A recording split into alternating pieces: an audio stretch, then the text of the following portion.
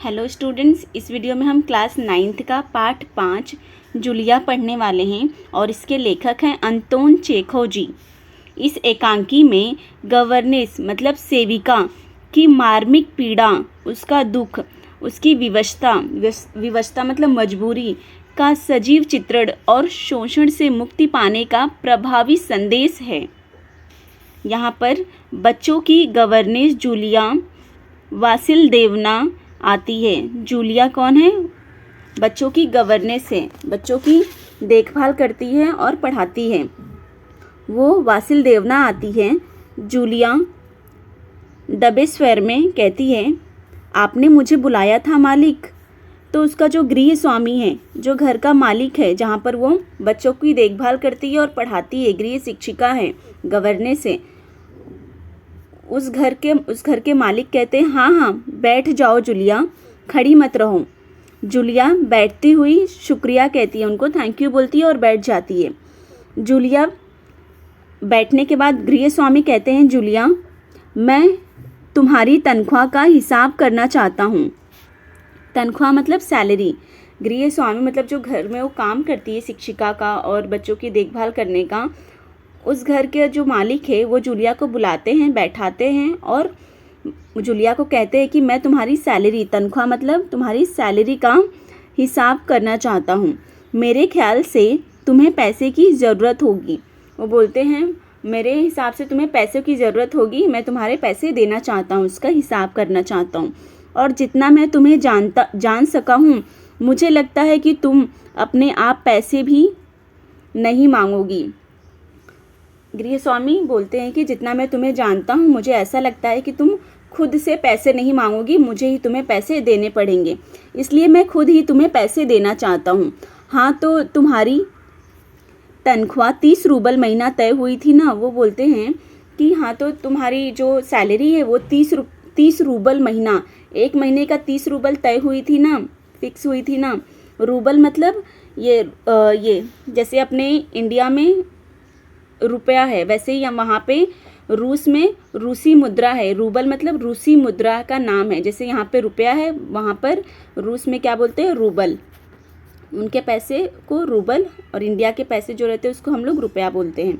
तो जूलिया विनीत मतलब रिक्वेस्ट करते हुए या फिर नम्रता वाले स्वर में बोलती है, जी नहीं मालिक, 40 रूबल। वो बोलती है 30 रूबल नहीं मालिक, 40 रूबल तय हुई थी। तो जो घर का मालिक है, गृह स्वामी, वो बोलता है, नहीं भाई 30, ये देखो डायरी। पन्ने पलटते हुए वो बोलता है, ये देखो डायरी, 30 रूबल तय हुई थी, मैंने इसमें नोट कर रखा है। नोट करना मतलब डायरी मतलब जिसमें हम लोग दैनिक जीवन में मतलब लिखते रहते हैं क्या क्या होता है, तो नोट करना मतलब दर्ज करना। वो बोलता है, मैंने डायरी में लिख कर रखा है, 30 रूबल तय हुई थी। मैंने इसमें नोट कर रखा है, मैं बच्चों की देखभाल और उन्हें पढ़ाने वाली हर गवर्नेस को 30 रूबल महीना ही देता हूँ। तुमसे पहले जो गवर्नेस थी उसे भी मैं 30 रूबल ही देता था। गृह स्वामी जो घर के मालिक हैं, वो जूलिया जब बताती है कि 30 रूबल नहीं तय हुआ था, हमारा सैलरी 40 रूबल तय हुई थी, तो वो गृह स्वामी बोलते हैं कि मैंने अपने डायरी में नोट करके रखा है। और पन्ने पलटते हुए बोलते हैं, मैंने इसमें लिखा है कि बच्चों की देखभाल करने और उन्हें पढ़ाने वाली हर गवर्नेस को वो हर महीने का 30 रूबल देते हैं। तुमसे पहले जो गवर्नेस थी उसे भी मैं 30 रूबल ही देता था। ऐसा वो जो घर के मालिक है जूलिया को बताते हैं। जूलिया दबे स्वर में धीरे से बोलती है, जी नहीं, 2 महीने 5 दिन। गृह स्वामी, क्या कह रही हो जूलिया? ठीक 2 महीने हुए हैं। जूलिया बताती है कि 2 महीने 5 दिन हुए हैं। तो लेकिन गृह स्वामी क्या बोलते हैं, क्या कह रही हो जूलिया? ठीक 2 महीने हुए हैं भाई, मैंने डायरी में सब नोट कर रखा है। हाँ, तो 2 महीने के बनते हैं 60 रूबल। लेकिन 60 रूबल तभी बनते हैं जब महीने में तुमने एक भी दिन छुट्टी न ली हो। तुमने इतवार को छुट्टी मनाई है। इतवार मतलब संडे। वो बोलते हैं कि तुमने संडे को छुट्टी ली है, इसलिए छुट्टी के तो पैसे नहीं बनते हैं। उस दिन तुमने कोई काम नहीं किया, सिर्फ कोल्या को घुमाने के लिए ले गई हो। वो बोलते हैं कि 30 रूबल भी तब मिलेंगे जब तुमने पूरे महीने काम किया होगा, लेकिन तुमने संडे को छुट्टी लिया है और संडे को छुट्टी मनाई है तुमने और उस दिन कोई काम नहीं किया है। सिर्फ उसने क्या किया, कोल्या को घुमाने लेकर गई हो। और ये तो तुम भी मानोगे कि बच्चे को घुमाने के लिए ले जाना कोई काम नहीं होता। इसके अलावा तुमने 3 छुट्टियां और ली है, ठीक है ना? ऐसा वो घर के मालिक जूलिया को बताते हैं। जूलिया दबे स्वर में धीरे से कहती है, जी आप कह रहे हैं तो ठीक ही। फिर रुक जाती है। ठीक मतलब वो बोलना चाहती है आप कह रहे हैं तो ठीक ही है, और फिर रुक जाती है। फिर गृह स्वामी, अरे भाई मैं क्या गलत कह रहा हूँ? हाँ तो 9 इतवार और 3 छुट्टियाँ यानी 12 दिन तुमने काम नहीं किया। ऐसे गृह स्वामी जूलिया को बताते हैं। फिर बोलते हैं यानी तुम्हारे 12 रूबल कट गए। उधर कोल्या 4 दिन बीमार रहा और तुमने सिर्फ वान्या को पढ़ाया। पिछले हफ्ते शायद 3 दिन दांतों में दर्द था और मेरी पत्नी ने तुम्हें दोपहर बाद छुट्टी दे दी थी। तो 12 और 7 19 दिन, 19 नागे मतलब 19 छुट्टियाँ हुई हैं उनकी। हाँ तो भाई घटाओ 60 में से 19, इतने रहते हैं 41 रूबल, ठीक है? ऐसा वो गृह स्वामी जूलिया को सब हिसाब करके बताते हैं। जूलिया रुआसी सी हो जाती है, रोने के स्वर में मतलब बोलती है, जी हाँ। गृह स्वामी बोलते, डायरी के पन्ने पलटते हुए, हाँ याद आया, 1 जनवरी को तुमने चाय की प्लेट और प्याली तोड़ी थी। प्याली बहुत कीमती थी, मगर मेरे भाग्य में तो हमेशा नुकसान उठाना ही है। मतलब वो बदा है, मतलब मेरे ही गृह स्वामी बोलते कि मेरे भाग्य में तो हमेशा नुकसान उठाना ही लिखा है। मैंने जिसका भला करना चाहा उसने मुझे नुकसान पहुंचाने में कोई कसर नहीं छोड़ी। खैर मेरा भाग्य। हाँ तो प्याली के 2 रूबल काटूंगा, 2 रूबल ही काटूंगा। अब देखो उस दिन तुमने ध्यान नहीं दिया और वहाँ किसी टहनी में खरोच लगने से बच्चे की जैकेट फट गई, 10 रूबल उसके गए। इसी तरह तुम्हारी लापरवाही की वजह से घर के सफाई करने वाली नौकरानी मारिया ने वान्या के नए जूते चुरा लिए। रुक कर वो गृह स्वामी रुक जाते हैं। फिर बोलते हैं, तुम मेरी बात सुन भी रही हो या नहीं?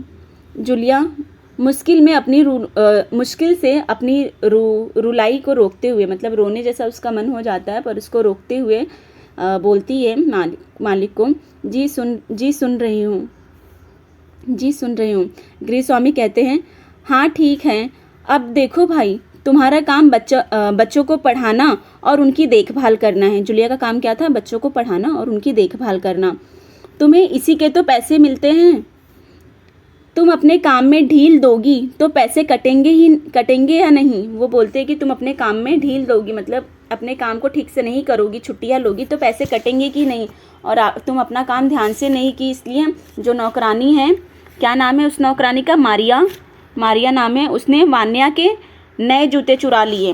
वो जो नए जूते उसकी चोरी हुए उसका इल्ज़ाम भी वो क्या करता है, जूलिया पे लगा देता है। मैं ठीक कह रहा हूँ ना? तो जूतों के 5 रूबल और कट गए। और हाँ, 10 जनवरी को मैंने तुम्हें 10 रूबल दिए थे। जूलिया लगभग रोते हुए, जी नहीं, आपने कुछ नहीं, आगे नहीं कह पाती हैं। फिर गृह स्वामी कहते हैं, अरे मैं क्या झूठ बोल रहा हूँ? मैं डायरी में हर चीज़ नोट करता हूँ। तुम्हें यकीन न हो तो दिखाऊं डायरी? डायरी के पन्ने यूं ही पलटने लगते हैं। जूलिया आंसू पोंछती हुई, आप कह रहे हैं तो आपने दिए ही होंगे। गृह स्वामी कठोर स्वर में बोलते हैं, दिए होंगे नहीं, दिए हैं, ठीक है? घटाओ 41 में से बचे 14। क्यों, हिसाब ठीक है ना?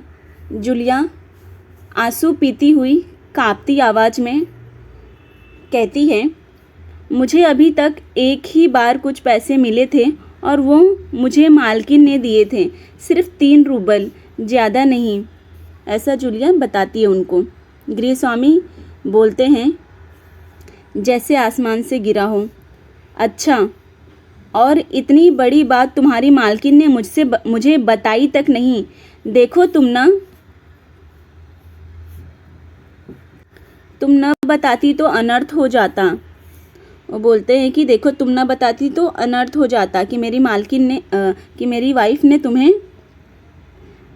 कितने रुपए दिए थे उनकी वाइफ ने उनको, वेट जरा से, यहाँ पर 3 रूबल दिए हैं उनकी मालकिन ने। वो बताती है कि मुझे मालकिन ने कुछ पैसे दिए थे, 3 रूबल।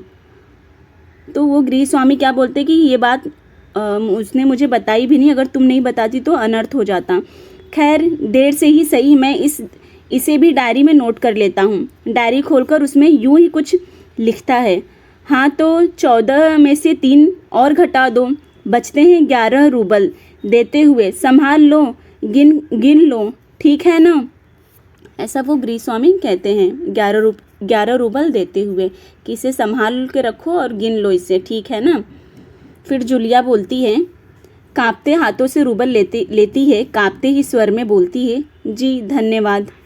गृहस्वामी अपना गुस्सा नहीं संभाल पाता, ऊंचे स्वर में लगभग चिल्लाते हुए, तुम मुझे धन्यवाद दे रही हो जूलिया, जबकि तुम अच्छी तरह जानती हो कि मैंने तुम्हें ठग लिया है, तुम्हें धोखा दिया है, तुम्हारे पैसे हड़प लिए हैं, और तुम इसके बावजूद मुझे धन्यवाद दे रही हो। गुस्से में आवाज़ कांपने लगती है गृहस्वामी की। जूलिया बोलती है, जी मालिक। गृहस्वामी गुस्से में तुतलाने लगता है। गृहस्वामी जो रहता है गुस्से में तुतलाने लगता है और बोलता है, जी हाँ मालिक, जी हाँ मालिक। क्यों जी हाँ मालिक? जूलिया डर जाती है, भयभीत स्वर में, डरे हुए स्वर में बोलती है, क्योंकि इससे पहले मैंने जहाँ जहाँ काम किया है उन लोगों ने तो मुझे 1 पैसा तक नहीं दिया, आप कुछ तो दे रहे हैं। गृहस्वामी क्रोध के कारण कांपने लग जाते हैं और उत्तेजित स्वर में, जोर से स्वर में और जल्दी बोलते हैं, उन लोगों ने तुम्हें 1 पैसा तक नहीं दिया जूलिया। मुझे यह बात जानकर जरा भी आश्चर्य नहीं हो रहा है। स्वर धीमा कर लिया गृहस्वामी ने, बोले वो, जूलिया मुझे इस बात के लिए माफ़ कर देना कि मैं तुम्हारे साथ एक छोटा सा क्रूर मजाक किया। वो जो इतनी देर से गृहस्वामी सब पैसे काट रहे थे ना उसके, वो सिर्फ उसके साथ मजाक कर रहे थे, उसको समझाने के लिए जूलिया को। वो बोलते हैं, पर मैं तुम्हें सबक सिखाना चाहता था। ये गृहस्वामी जूलिया के साथ ऐसा क्रूर मजाक क्यों कर रहे थे? क्योंकि वो जूलिया को सबक सिखाना चाहते थे। देखो जूलिया, मैं तुम्हारा 1 पैसा नहीं मारूंगा। जेब से निकाल कर, ये हैं तुम्हारे 80 रूबल। जेब से पैसे निकालते हैं गृहस्वामी और जूलिया को देते हैं, बोलते हैं मैं तुम्हारा 1 भी पैसा नहीं हड़पूंगा। मैं अभी इन्हें तुम्हें दूंगा, लेकिन इससे पहले मैं तुमसे कुछ पूछना चाहूँगा। जूलिया, क्या ये ज़रूरी है कि इंसान भला कहलाने के लिए इतना दब्बू, भीरू और बोदा बन जाए कि उसके साथ अन्याय हो रहा है उसका विरोध तक न करें, बस खामोश रहें और सारी ज्यादतियाँ सहता जाए? नहीं जूलिया, नहीं, इस तरह खामोश रहने से काम नहीं चलेगा। अपने को बचाने के लिए तुम्हें इस कठोर, क्रूर, निर्मम और हृदयहीन संसार से लड़ना होगा। मालिक जो गृहस्वामी जो है वो जूलिया को समझाते हैं कि इस तरह खामोश रहने से काम नहीं चलेगा जूलिया। अपने को बचाए रखने के लिए तुम्हें इस कठोर संसार से, इस क्रूर संसार से, निर्मम लोगों से, हृदयहीन मतलब जिसके पास हृदय नहीं होता है, ऐसे लोगों से, इस संसार से क्या करना पड़ेगा? लड़ना पड़ेगा। अपने आप को बचाने के लिए, अपने अधिकार को पाने के लिए अपने दांतों और पंजों के साथ लड़ना होगा, पूरी शक्ति के साथ। मत भूलो जूलिया, इस संसार में दब्बू और ऋण रहित लोगों के लिए कोई स्थान नहीं है, कोई स्थान नहीं है, कोई जगह नहीं है। क्रूर मतलब यहाँ पर क्या मीनिंग होगा? यहाँ पर क्रूर मतलब निर्दयी, निर्दयी लोग। और रूबल क्या बताई थी मैं, आप लोगों को याद रखना है, रूस की मुद्रा है, वो रूस की मुद्रा है रूबल। और यहाँ पे भीरू मतलब, यहाँ भीरू वर्ड दिया था, भीरू मतलब होगा डरपोक, भीरू मतलब डरपोक लोग। खामोश मतलब चुप रहना या मौन रहना। हृदयहीन मतलब करुणाहीन लोग। पत्थर दिल लोग बोलते हैं ना किसी किसी को, ऐसा हम लोग बोलते हैं पत्थर दिल है, पत्थर दिल इंसान है, ऐसा। करुणा मतलब उनके अंदर करुणा, दया नहीं रहती है, वो सिर्फ अपना लाभ देखते हैं, सामने वाले का नुकसान हो रहा है वो सब उनको, उसकी कोई फिक्र कोई चिंता नहीं रहती है।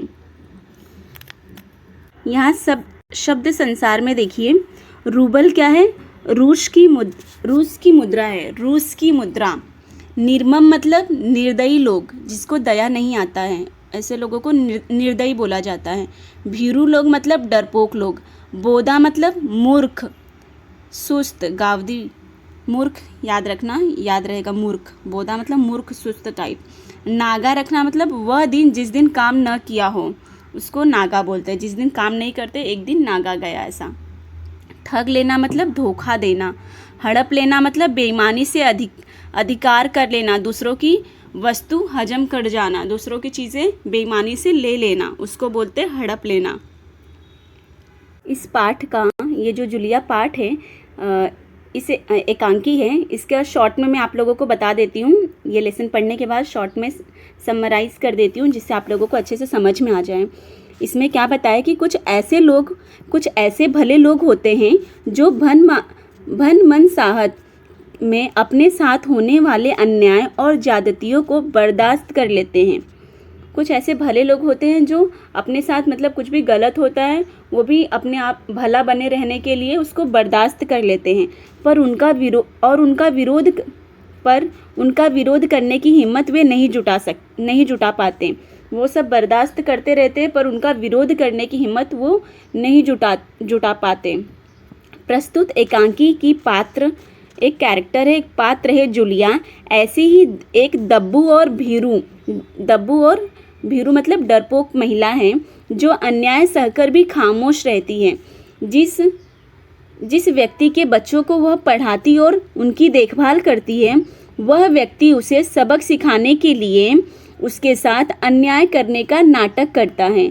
इस तरह वह जुलिया की आंखें खोल देता है कि इस कठोर, निर्मम, क्रूर और हृदयहीन संसार में दब्बू और ऋण रहित लोगों के लिए कोई जगह नहीं है।